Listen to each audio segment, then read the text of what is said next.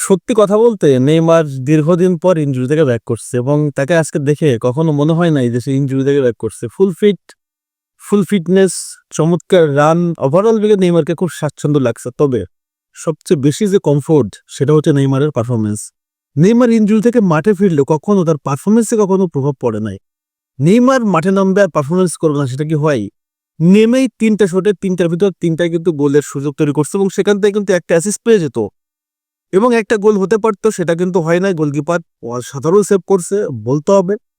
মনে করেন যে রিয়েলি অসাধারণ গোলকিপার এবং চাইলে হয়তোবা নেইমারের একটা গোল একটা অ্যাসিস্ট হতে পারতো, বাট সবচেয়ে আইকনিক যে মুহূর্তটা সেটা হচ্ছে নেইমার জুনিয়রের টাইব্রেকার এবং টাইব্রেকার থেকে নেইমার জুনিয়রের গোলটা অসাধারণ ছিল।